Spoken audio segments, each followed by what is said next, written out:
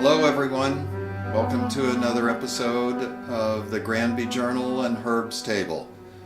I was talking to my wife Connie and she suggested comfort food, so I suggested macaroni and cheese. So let's have a go at mac and cheese. Pretty rich mac and cheese, but let's see how to do it in a pretty straightforward way. Okay, let's see what we need to do to cook up our macaroni and cheese. I've got a pot here with one stick of butter, 1/4 pound, and in that I've added about 1/4 cup of minced onion and a tablespoon of mustard. You don't have to put the mustard in, you don't have to put the onion in, but those are things that I like, so I've added them. So let's get some heat on this and we'll melt the butter. And what we're going to do first is make a roux. So to the melted butter and onion and mustard here, I'm going to add about 6 tablespoons of flour, and I'm going to cook that until it's turned a light to medium brown, stirring it so I don't burn it. That's the key thing. So as soon as this butter melts, we're going to add the flour.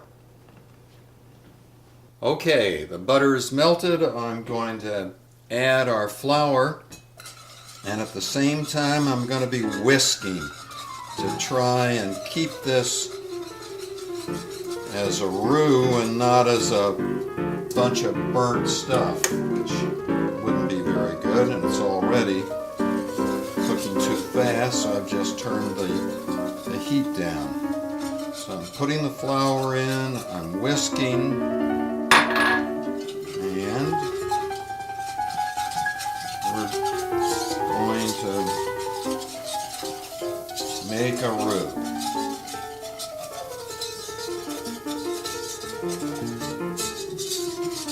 Now for me to really know what's going on, I'm going to have to put my glasses on. Otherwise I'm not going to be able to see anything here. So, alright. Not brown enough yet.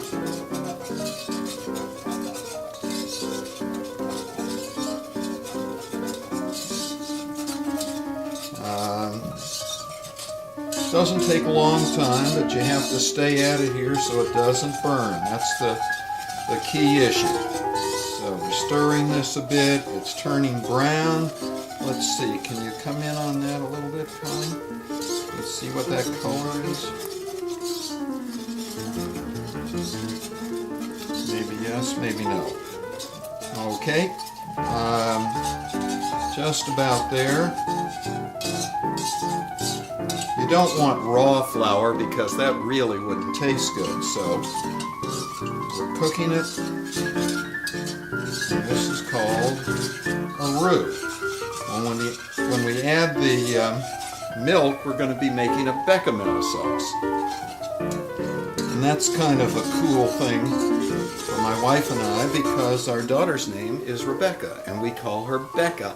So a bechamel sauce for Becca. All right.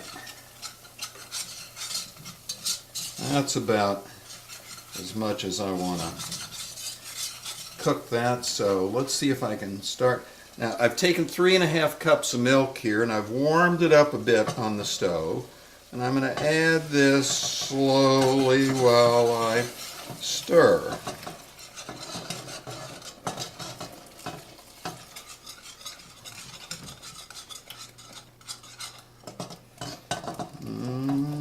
I think I'm going to have to add some more, and we're going to add some more. Okay. And then we're going to keep stirring this until it comes to not a vigorous boil, but just to a little bit of a boil. We're going to cook it a little bit at a boil because as we do, it's going to thicken. And that's what we want. We want our bechamel sauce to thicken. So I'm still whisking it. the same time, you'll notice we've got some steaming going on over here. That's a pot to cook our pasta, which I'll cook here shortly.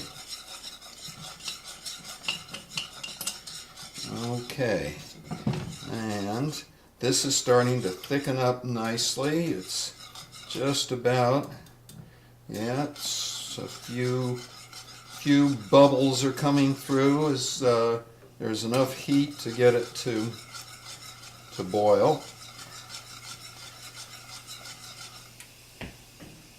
And as that happens, it's getting thicker. Okay, while we do that, let's get our water really boiling over here for the pasta so we don't get completely disconnected from making the sauce and making the pasta. Okay, it's not quite thick enough. I'd like it to hold on to the whisk a little bit as I pull it out of there, so let's cook it a little bit more.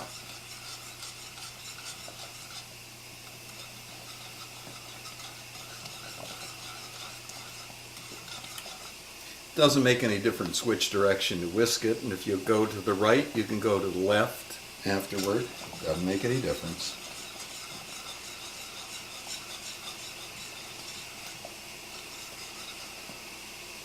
Getting thicker, starting to hold on a little more to the whisk.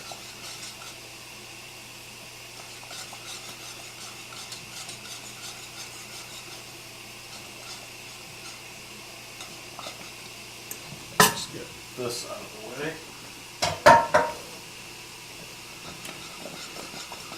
Okay, this is starting to be about as thick as I want it to get, I think, and it's starting to hold on, you see.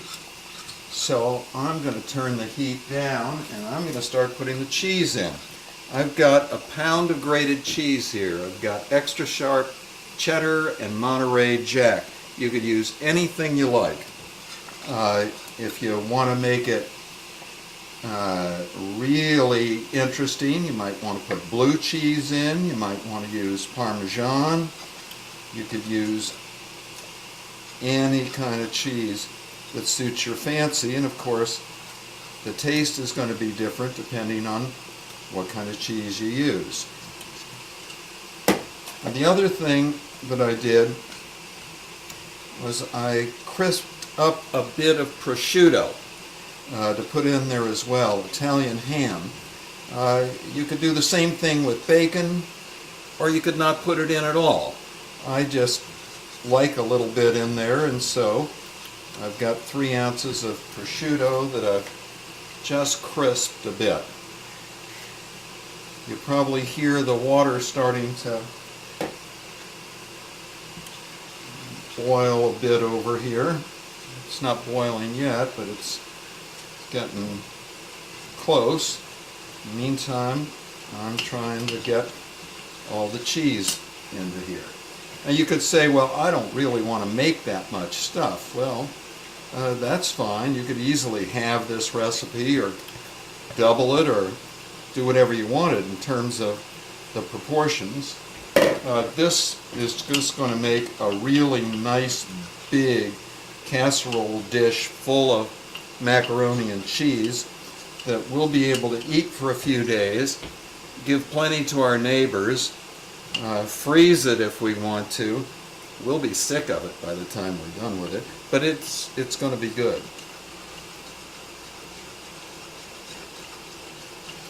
Okay, I've got all the cheese incorporated now, and this is nice and thick. This is going to be beautiful. Okay, and I've got prosciutto here that I cut up, crisped a bit. I'm going to throw that in when I do the pasta with my cheese sauce right now. I'm going to put some black pepper in, a few twists of black pepper, and I'm going to put some salt as well. Cheese is pretty salty. Got to be careful you don't put too much salt in.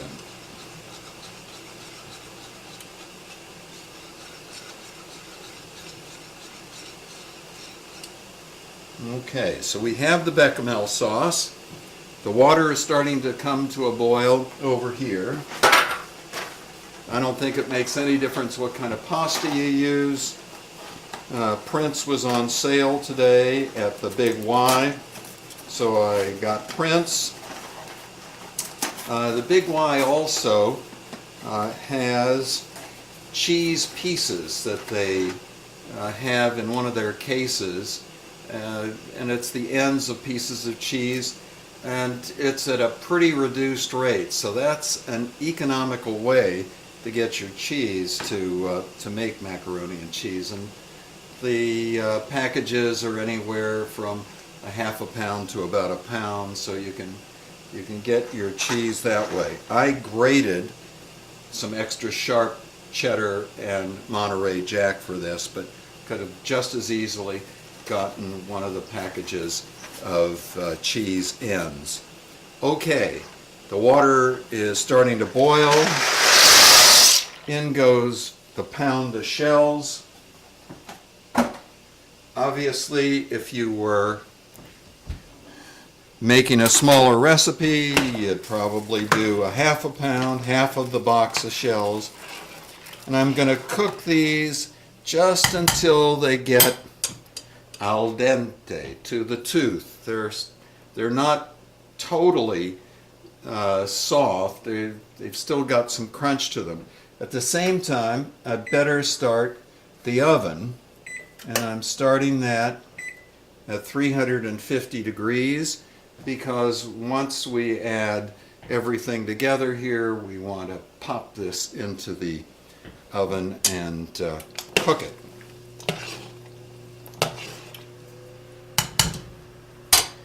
So it's going to take a few minutes for the pasta to cook, and I'll be right back to show you the next step. Okay, our pasta is cooked. I'm going to drain that. First thing I'm going to do, though, is I'm going to reserve some of the cooking water. This is something you always want to do when you cook pasta. In this instance, maybe things are too thick and you'll thin it with the pasta cooking water. When you're cooking any pasta sauce, though, a little bit of the water into your pasta sauce is going to make it much more velvety and smooth and delicious. So let's drain the pasta. I've already reserved some of the water.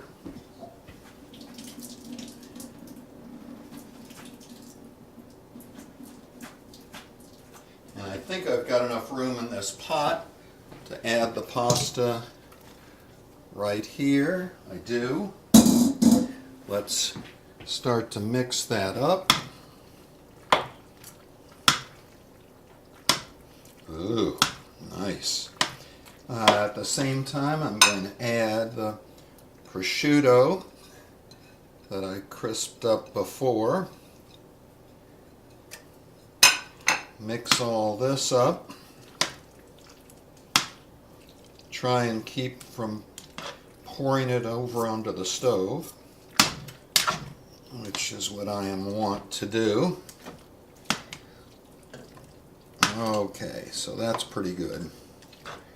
Now, I want to bring over a casserole dish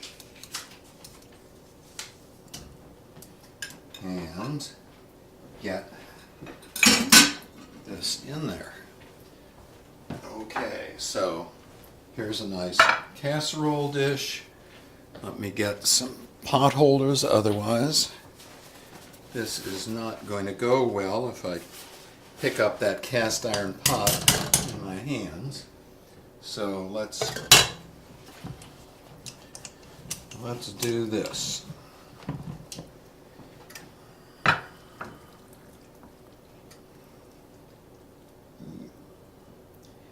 Pretty nice. Let's see if I can get all the goods out of there.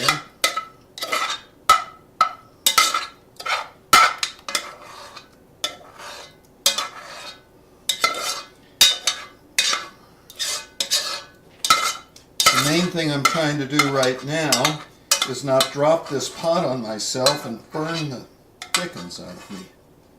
Okay, that's as much as I'm going to get out of there right now without hurting myself. Okay, so now we've got our casserole. I'm going to add some breadcrumbs to the top of it.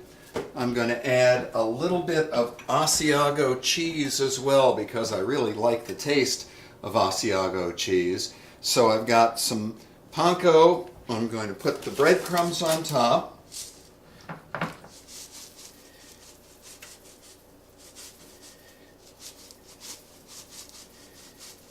I don't know how much. If you were making your own breadcrumbs, utilizing some old bread and butter, they'd be even better, but that's the way we're doing it right now. I'm going to put some Asiago on top of this. Just sprinkle it on the top. Asiago is really a neat cheese. It's got a great flavor.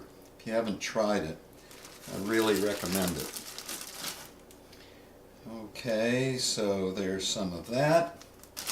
And then I'm going to sprinkle some smoky paprika on the top. I've gotten to like smoky paprika on almost everything. It's got a wonderful taste. Okay, and it's going to give it a nice color. So there we are. That's what our casserole looks like. I've got the oven heated up to 350.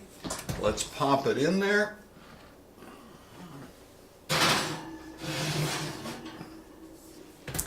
Set the timer for 30 minutes.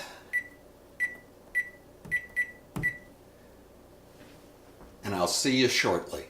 Okay, we're 30 minutes into 350 degrees in the oven, so let's see what we've got.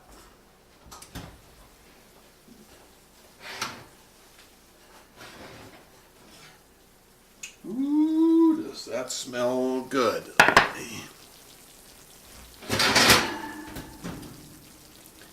Okay, here we are. A big casserole dish of macaroni and cheese. It smells fantastic. It looks fantastic. So if you're in the neighborhood, stop on by. We're going to have mac and cheese tonight. So this is Herb Abelson wishing you well from the Granby Journal and Herb's Table. See you next time. Bye-bye.